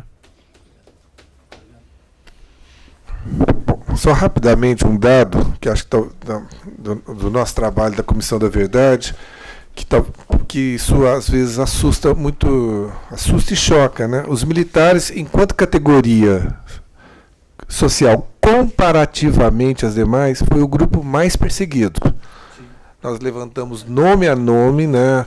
Isso foi desde generais, né? Também coronéis, muitos praças, né? Eles tiveram uma dificuldade enorme de conseguir anistia, até porque as suas punições não eram reconhecidas como manifestações políticas, nem sim quebra de hierarquia, né? Isso não é novo na história, né? A própria revolta da Chibata, os próprios marinheiros da Chibata só foram de fato anistiados em 1997 pelo Congresso Nacional, projeto de lei da deputada, da então senadora Marina da Silva. Isso é só um dado para mostrar a complexidade dessa questão, desse envolvimento e das várias tendências e também, né, do que foi o significado disso. O segundo ponto, só colocar, né, quando se fala, é uma questão muito em aberto isso, né, o ódio que alguns deles, pelo menos desse grupo militar, dessa ala militar, tem aos governos de esquerda, né, que foi concretamente, esses dados eu tenho, foi o governo que mais investiu nas Forças Armadas, seja na perspectiva de equipamento, de reequipamento, de projetos e mesmo de pessoal, né? Tem muito, até o Lula outro dia, né, chegou a dizer numa das entrevistas que agora ele está podendo falar que ele quer sair para perguntar para aqueles generais o porquê disso, né? Tem várias hipóteses, né? Uma delas, que alguns dizem, não sei o quanto isso é verdadeiro ou não, remete aos trabalhos da Comissão Nacional da Verdade. Não sei. Tá? Isso é uma possibilidade ou não, até porque eu tive vários diálogos com os militares. Em muitos momentos coloquei claramente para eles, quando eles diziam que tinha que ser investigado os dois lados, que não cabia isso do ponto de vista do histórico e da proposta em si da Comissão Nacional da Verdade, né? E cheguei a desafiá-los em público que me mostrasse um único caso do outro lado que não foi investigado, pessoas foram punidas, aliás, e muitas vezes injustamente punidas. Então é isso. E, aliás, fui longe, já que estamos indo longe, desde 1935, o caso Elza. Até hoje eu estou aguardando, inclusive com alguns acadêmicos que sustentam essa posição, como o professor Eliezer Riso, que lançou um livro recentemente, também defendendo essa tese que deveria se investigar os dois lados. Eu digo claramente, um lado você já tem todo o material, estão aí nos processos, enfim, tudo mais. Temos que recuperar o outro lado. Então, quer dizer, não é uma questão de parcialidade, é uma questão de justiça histórica. Há um aspecto que também muitos falam, e aí talvez é um equívoco de política, né? Nós vimos ao longo dos últimos anos uma série de ministros civis que muitas vezes não entendiam nada de Forças Armadas e alguns eram péssimas escolhas. Isso desde o governo Fernando Henrique e foi ao longo também, em alguns momentos, até pelo menos uma determinada parte do governo Lula. Mas é interessante que essa questão dos currículos militares, que aliás é uma recomendação da Comissão Nacional da Verdade, é algo importante que seja tocado. Isso foi feito em vários países, foi feito na Argentina. Né? Na Argentina foi inclusive a fundo mesmo, com a questão da bibliografia, algo bem tal, mas nos demais países. No Brasil chegou a ter um projeto do então ministro Nelson Jobim, e que não foi adiante. Isso eu acho que é um erro. Nós temos que trazê-los para o debate e colocar essa questão. Né? Por isso que eu sempre digo, né, eu não vejo nada de novo os militares participando da política, porque eles sempre participaram da política. Eu quero que eles venham para o debate público. E é esse que é o ponto. Né? Para isso temos que democratizar as instituições e que esse debate ocorra. Né? Me permita, viu, Guilherme, só uma contribuição. Por exemplo, Nelson Werneck Sodré, que é um autor muito caro, não é estudado nas Forças Armadas, salvo enquanto opções individuais. Numa ocasião eu estive na AMAN, os principais trabalhos de Nelson Werneck Sodré não estavam disponíveis. A coluna Prestes, por exemplo, ela é estudada em várias academias militares do mundo. Ela é maior, inclusive, que a Grande Mar. Não é estudada entre os nossos militares, salvo enquanto tática. Né? Então você tem várias falhas que eu acho que isso deveria... Nós temos que enfrentar esse debate, sem dúvida nenhuma, né? Inclusive mostrando para as novas gerações que eles não têm que carregar esse ônus de 64, até porque não tinham nascido, né?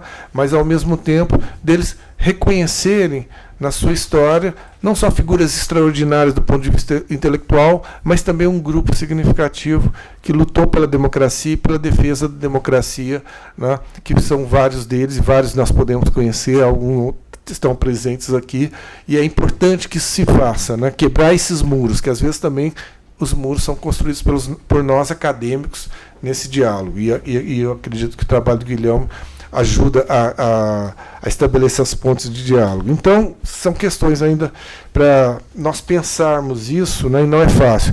E um lado kafkaniano da história, né? Se falou muito de Albuquerque Lima, né? Quando ele foi preterido à sucessão presidencial, hoje isso está comprovado. Ele teve um encontro secreto com Carlos Marighella, para se pensar, quer dizer, aliás, as grandes crises no pós-64 não foram pela esquerda ou pelos militares de esquerda, e eu não estou aqui fazendo nenhum julgamento. Estou dizendo claramente o seguinte, que nos períodos de sucessão presidencial foram complicados. E quando Albuquerque Lima foi defenestrado da possibilidade por ser general de divisão, ele chegou a encontrar com Carlos Marighella, isso está no livro do Gorender, mas está em vários outros. E até, é claro que não saiu nada ali, mas é só o fato de duas figuras, né, antípodas, política e ideologicamente, se encontrarem com um objetivo, já nos traz assim, uma reflexão interessante para se pensar a complexidade, né, dos militares na política e, claro, nunca sozinhos na política.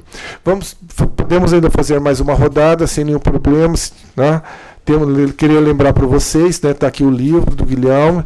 Seguramente teremos a edição. Convenci ele que o livro está disponível, que aceita vale-refeição, vale-coxinha, ficha telefônica, enfim, fazemos qualquer negócio, certo? Que o importante é que ele circule e tal, então depois quem quiser está aqui. Alguma pergunta, alguma colocação? Boa noite. Boa noite. Meu nome é Derek, eu sou historiador, inclusive ex-militar, né, formado pelo Centro de Preparação de Oficiais da Reserva. E eu achei assim, esse último comentário que o professor fez interessante, porque foi dada para nós uma tarefa de apresentar um livro, né, assim, para militar, né.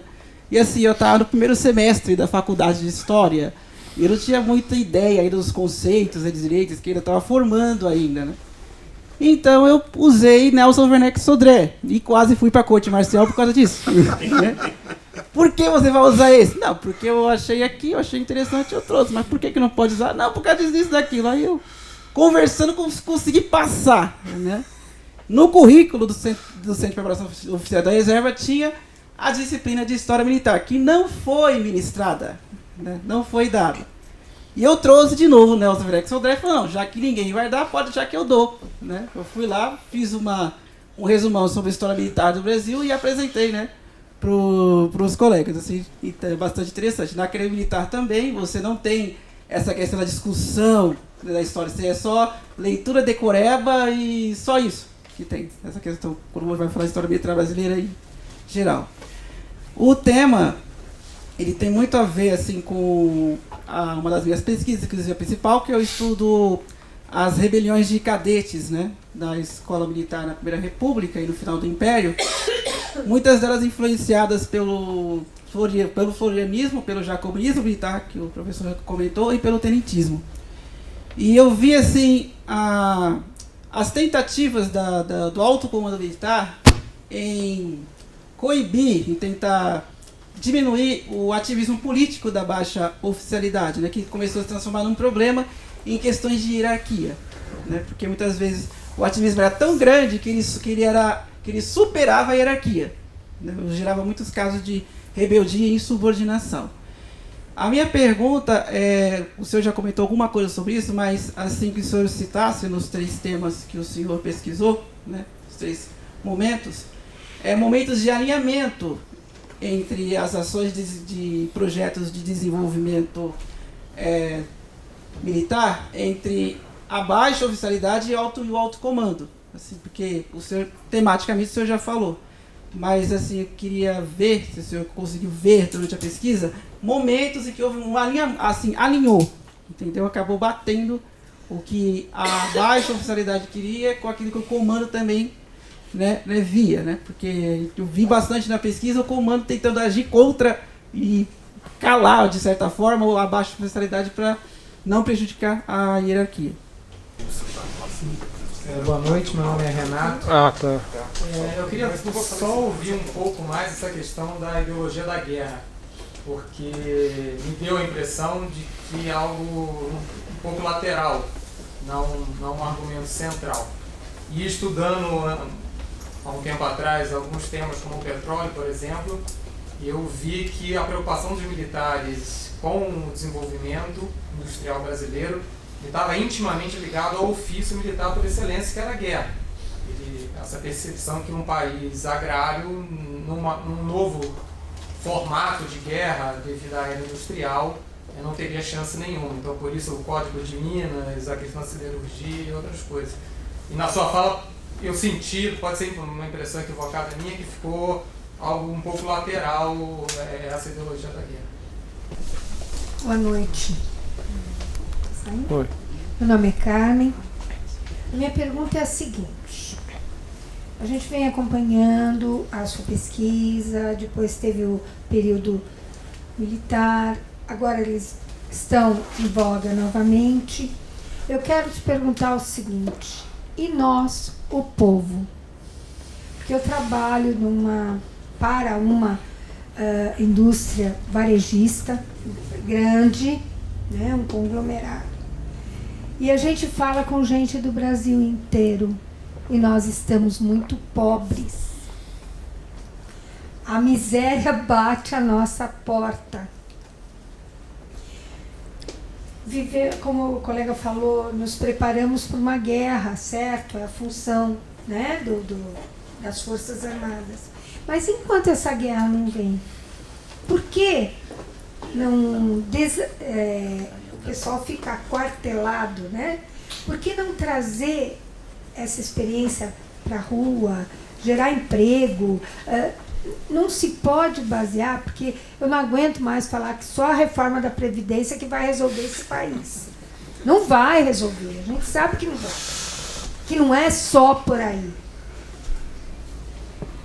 Nós, o povo, como é que nós ficamos?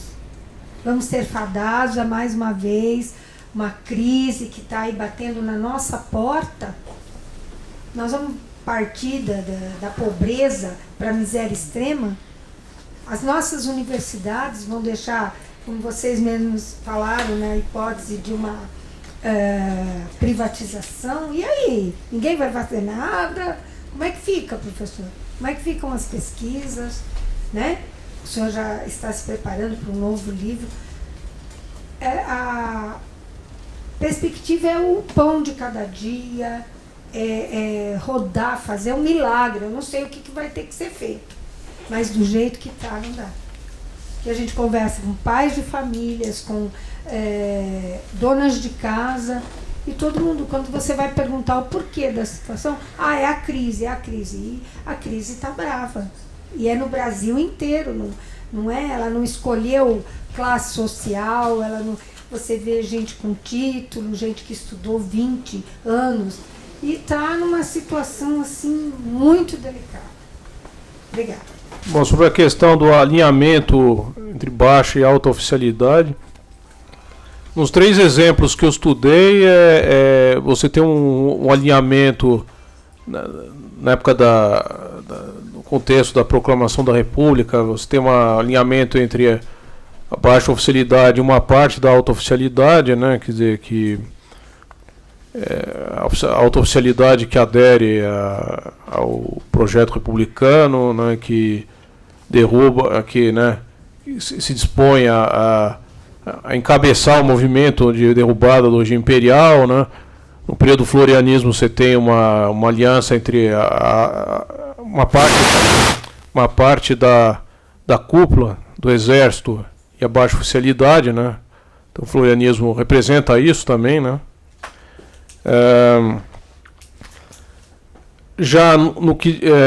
Mas exatamente, o florianismo também foi derrotado no final da década de 1890, em parte por militares que achavam que era o momento de acabar com a politização dos quartéis, né? Então, sobretudo, você tem as revoltas de cadetes, a revolta de 1904, a revolta da vacina, onde tem uma tentativa de golpe militar por militares florianistas, né?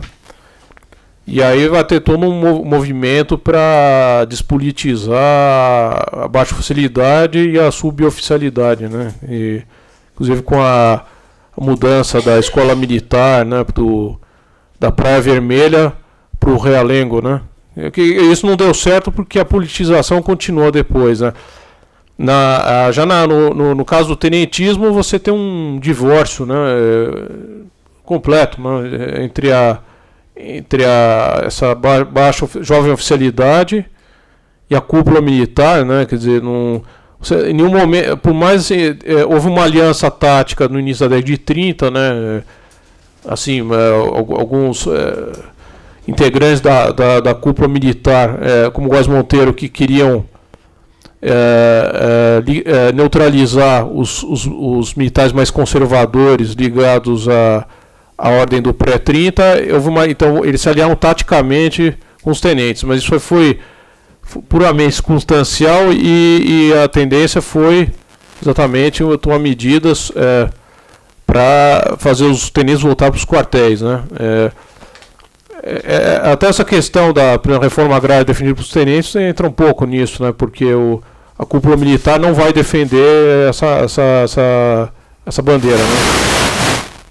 E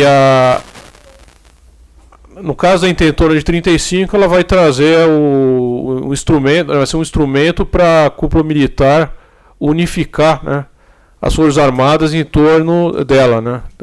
A ameaça de uma revolta militar de esquerda, né?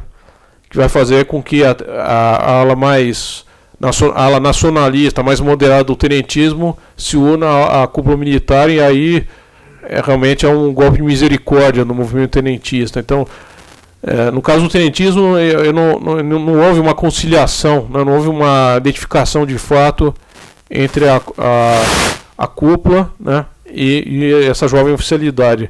E no Estado Novo, a jovem oficialidade meio que ela é a continuidade do processo, né, ela se submete, né, à cúpula, né, e ela meio que desaparece, né, quer dizer, muitos tenentes vão servir o Estado Novo, né, mesmo o Juarez Távora tinha sido contra o golpe do Estado Novo e continuou servindo, fazendo a carreira militar, e só vão ressurgir já como altos oficiais no contexto pós-45, né? Então talvez se houve um momento de conciliação, talvez tenha sido no contexto do início da República, né? Que você tem um radicalismo que vai de baixa oficialidade, mas também vai cooptar a alta oficialidade, né? Um radicalismo ideológico, né?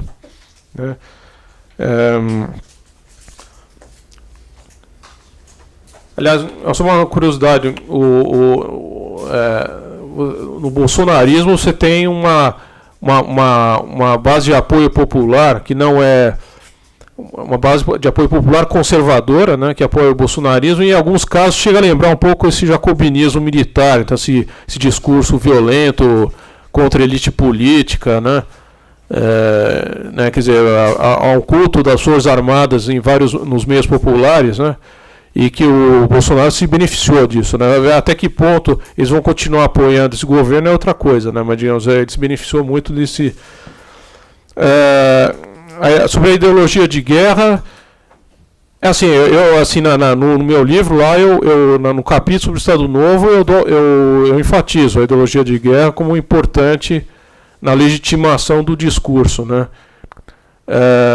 O que eu coloquei, né, assim, tanto a cúpula das Forças Armadas como o próprio Vargas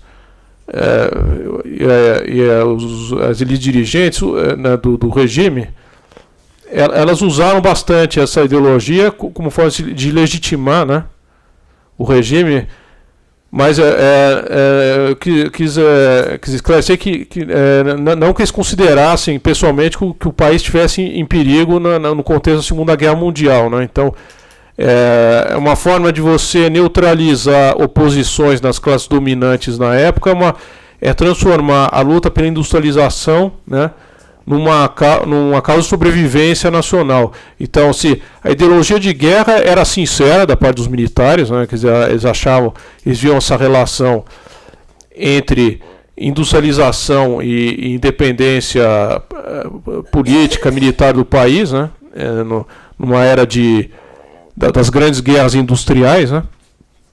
Mas isso também foi usado também no contexto da Segunda Guerra, né? Mesmo que o Brasil não tivesse de fato ameaçado, né? Ele estava fora das zonas de tensões geopolíticas da época. Então, eu quis colocar, é uma ideologia que é bem sedimentada nas Forças Armadas, mas também teve um caráter instrumental, né? O próprio Getúlio Vargas, por exemplo, até que ponto ele considerava esses fins militares como o objetivo da industrialização, né? Então, houve uma instrumentalização do contexto de guerra internacional da época, né? Mais ou menos isso que eu quis colocar, né?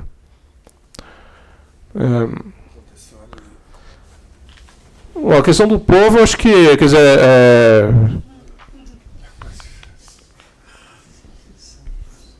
a única solução é a volta de um modelo de desenvolvimento mesmo, né, com políticas sociais, né, o fim do modelo neoliberal, né, que domina hoje, né. Em que ponto os militares podem contribuir com isso ou não, não sei dizer, né. O governo atual está no caminho do neoliberalismo, está seguindo ele faz parte, no fundo, dessa ofensiva que aconteceu no fundo, no mundo ocidental, ele existe desde a década de 70, uma ofensiva para liquidar o estado de bem-estar social, né, liquidar o dirigismo econômico, né, e estamos numa fase bem avançada, né, e o governo atual está seguindo essa linha, né. A única solução é a adoção de um modelo nacional desenvolvimentista, a volta do nacional desenvolvimentismo, né? E até que ponto isso é possível, talvez esperando a derrocada mesmo, né, do neoliberalismo, né, das políticas neoliberais, né? E a minha, quer dizer, por isso que eu acho que a solução é apoiar candidatos que apoiam o desenvolvimento, o projeto desenvolvimentista, né? Que nem o ano passado o candidato mais abertamente ligado ao desenvolvimentismo era o Ciro Gomes, né? Podendo gostar ou não dele, né? Mas é um fato, né? E a questão do desenvolvimentismo e do reformismo social tem que voltar a ser uma pauta aí dos candidatos, né? Deixar um pouco algumas questões aí que irritam demais os setores conservadores e concentrar, né, na questão do desenvolvimento econômico e social, né? Muito bem, acho que ainda temos tempo para mais uma rodada, se for o caso. Alguém tem mais alguma pergunta? Então, você gostaria de fazer algumas últimas palavras, que eu acho que é interessante para a gente finalizar? Acho que podemos finalizar. Passo a palavra para o Guilherme. Antes de finalizar, deixa registrar mais uma vez que nós temos aí os exemplares, estarão aqui disponíveis para darem uma olhada, né? Quero agradecer também a presença de todos, quero particularmente ao Guilherme pela belíssima exposição. Acho que aprendemos muito aqui hoje, né? E seguramente teremos, né, esse ano outros debates do CDEM, fiquem atentos, e talvez até com essa questão que está muito, né, pungente, está em foco e tal. Então, passo a palavra para você, né? Então, agradeço aí então o CDEM, o professor Paulo Cunha, né, Janira e todos que tornaram possível esse debate, né? Então, ressaltando que assim, que o contexto atual, né, o contexto político atual tornou, quer dizer, favoreceu a produção acadêmica que trata da questão dos militares, né, e entender a história do intervencionismo militar não é suficiente para entender os dias de hoje, longe disso, mas é necessário, é um elemento necessário, né. Um exemplo é a questão. Uma questão que eu coloquei no início da exposição, se o bolsonarismo é uma tendência militar ou um neoconservadorismo de base civil. Eu, pessoalmente, acho que é um neoconservadorismo de base civil, né? Apesar dele ser um ex-militar, né? Mas o estudo do pensamento, da história do pensamento militar,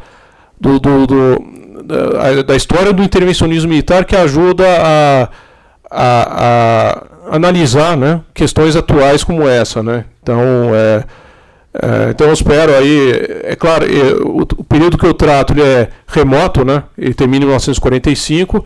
Muitas pessoas estão, sobretudo, interessadas com o que aconteceu do regime militar para cá, né? Mas ele pode dar eu acredito, eu espero pelo menos que dê uma contribuição para os estudiosos da história político-militar brasileira nas últimas décadas, né? Então é isso. Eu agradeço aí a presença de todos aí.